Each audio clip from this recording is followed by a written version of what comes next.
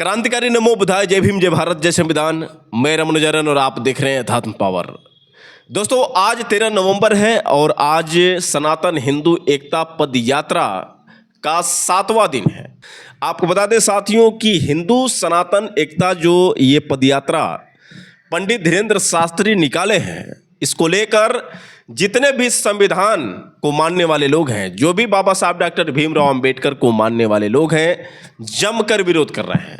वजह यह है कि जो पंडित धीरेन्द्र शास्त्री ने ये सनातन हिंदू एकता पद यात्रा निकाली है, इस यात्रा का मकसद यही है कि भारत को हिंदू राष्ट्र बनाना है।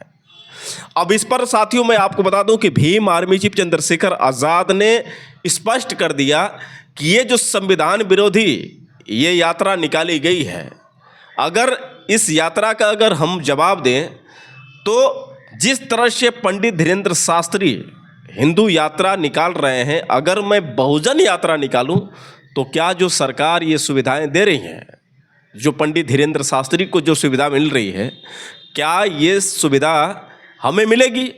इस तरह से सुरक्षा ये प्रधानमंत्री मोदी हमको देंगे? क्योंकि प्रधानमंत्री नरेंद्र मोदी धीरेन्द्र शास्त्री को छोटा भाई बताते हैं, तो इसका मतलब ये है कि ये बाबा नहीं है, ये जब उनके छोटे भाई हैं तो स्पष्ट है कि जो भी कुछ हो रहा है ये प्रधानमंत्री द्वारा आदेश के अनुसार हो रहा है।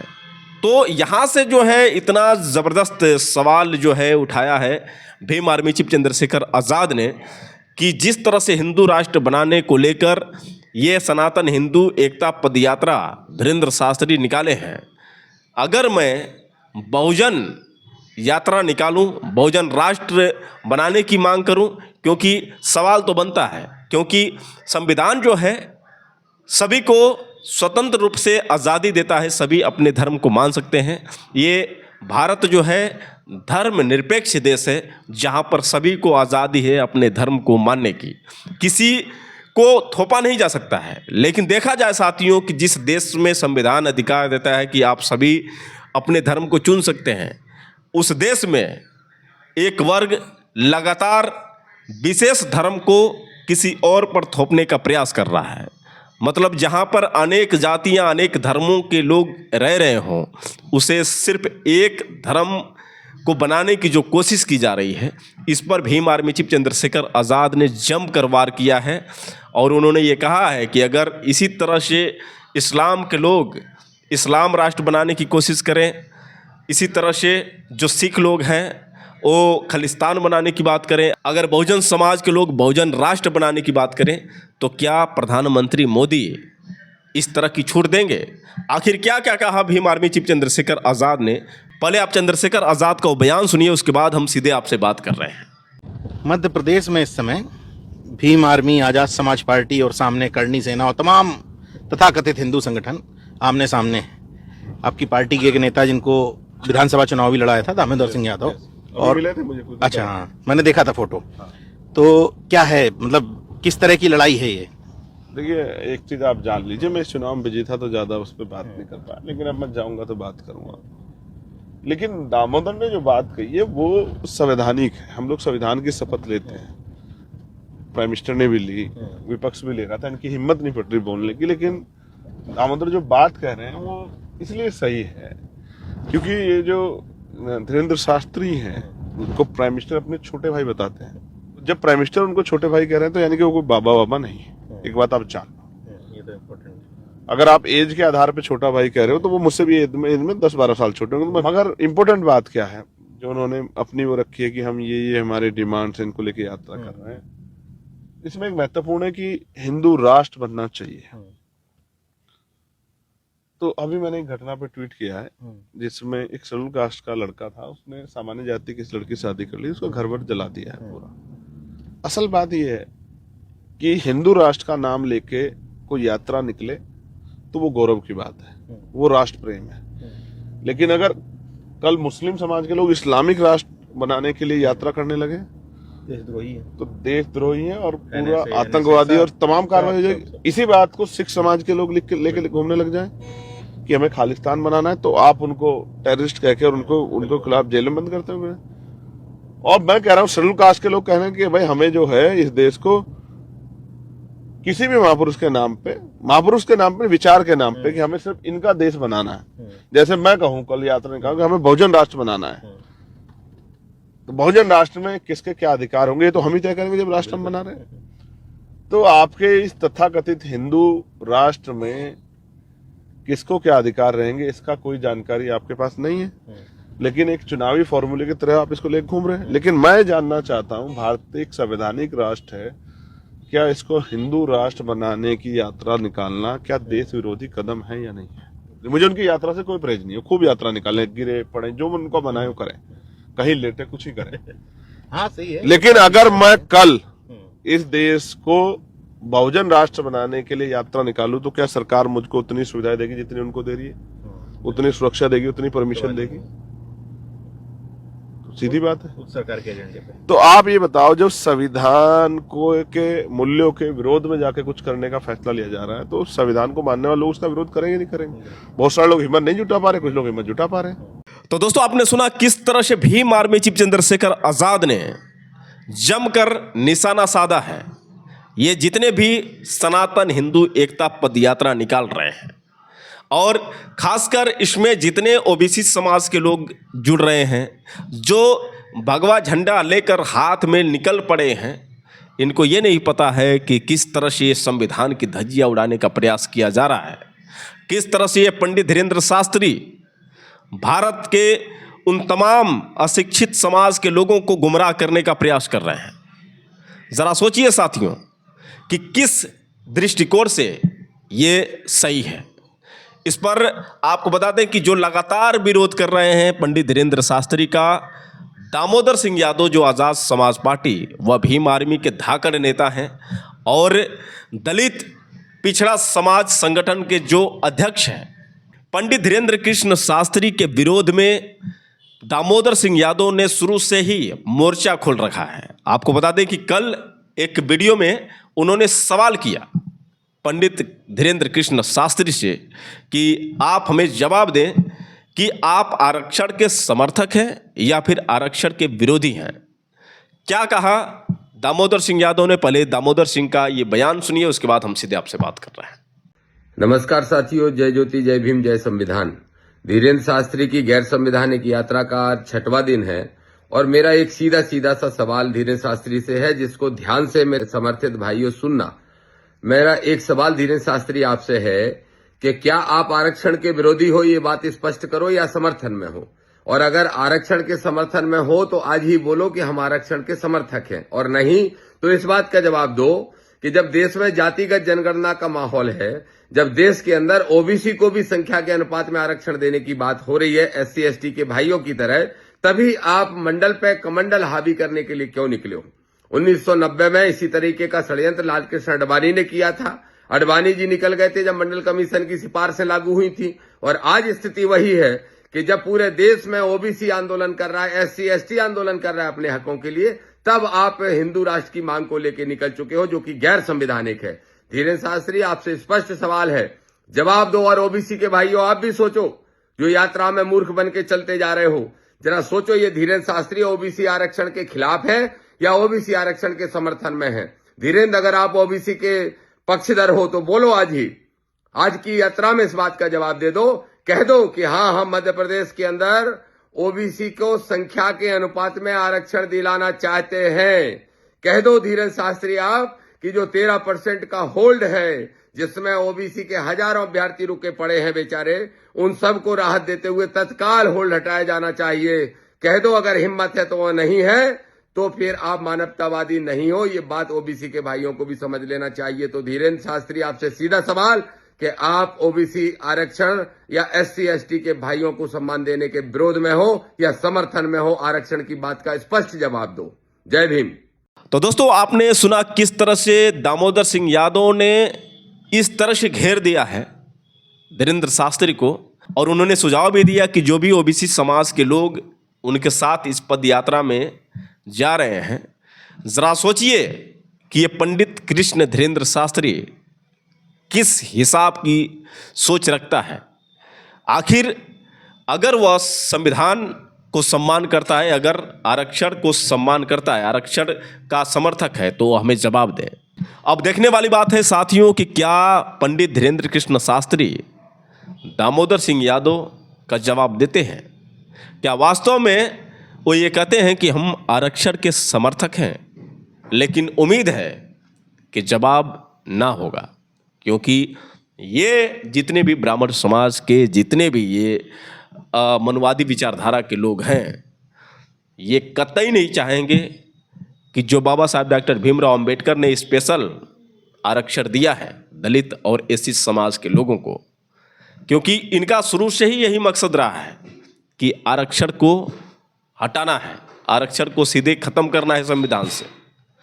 तो साथियों, आप समझ सकते हैं कि किस प्रकार की मानसिकता है। हाथी के दांत दिखाने के और चबाने के कुछ और, इसी तरह की ये यात्रा निकल रही है। लोगों को गुमराह करने की जो कोशिश की जा रही है, और इसके बावजूद भी कुछ अंधभक्त हैं जिनको लगता है कि पंडित धीरेन्द्र कृष्ण शास्त्री उनके वास्तव में असली भगवान के स्वरूप हैं, क्योंकि बहुत सारे ऐसे लोग जो अंधभक्त हैं ये पंडित धीरेन्द्र कृष्ण शास्त्री को अपना भगवान भी मानते हैं।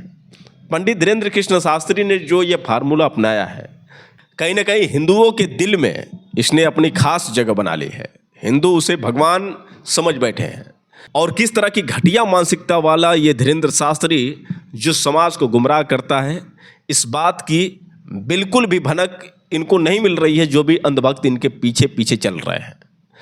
साथियों, मैं आपको याद दिला दूं कि जो महाकुंभ में जिस तरह से भगदड़ हुई थी, भगदड़ में किस तरह से हजारों लोग दबकर मर गए थे, उसका सीधा जिम्मेदार मैं यदि कहूं तो धीरेन्द्र शास्त्री था।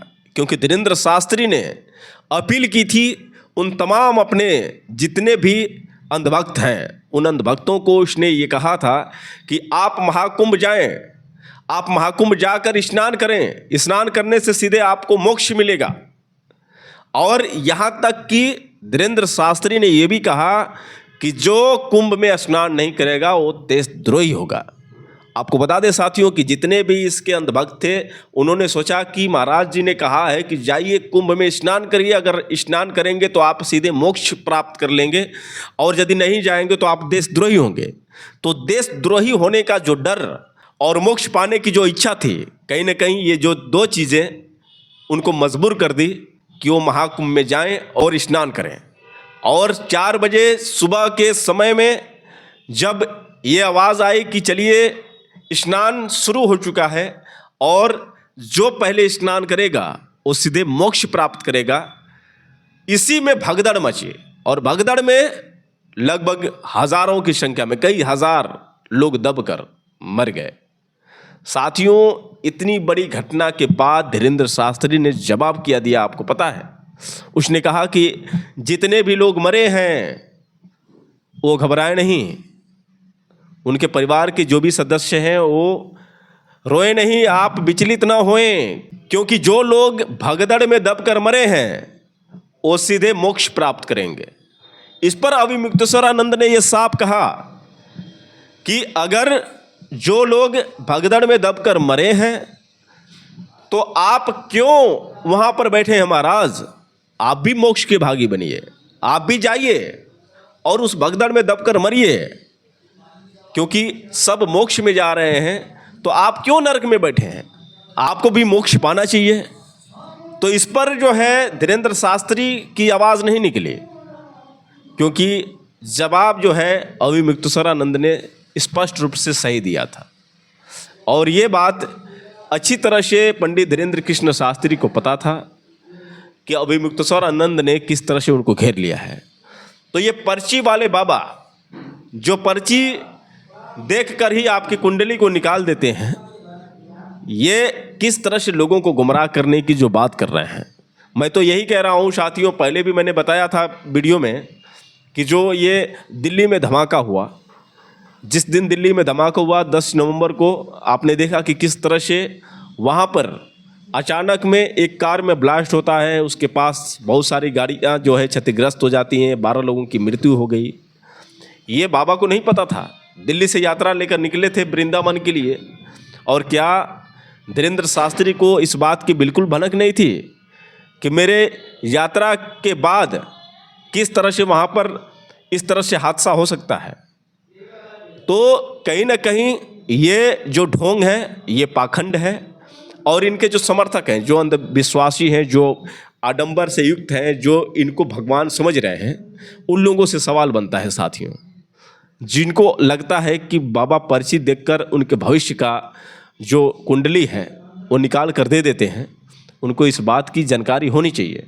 बहुत सारी ऐसी बातें आती हैं कि इनके जो स्थान है वहाँ पर चोरियाँ हो जाती हैं, किसी के गहने चुराए जाते हैं, किसी के साथ कुछ न कुछ घटनाएं हो जाती हैं, लेकिन पर्ची वाले बाबा मुस्कुरा कर उसको टाल देते हैं।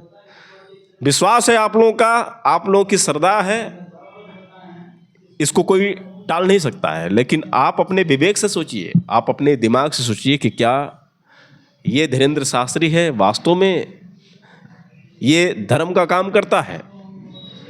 किसी की आस्था के साथ हम सवाल नहीं खड़ा करते हैं, किसी भी धर्म को आप मानिए, लेकिन किसी के ऊपर थोपिए मत। इस तरह से लगातार जो हिंदू राष्ट्र बनाने की जो मांग हो रही है, क्या वास्तव में देश हित के लिए सही है?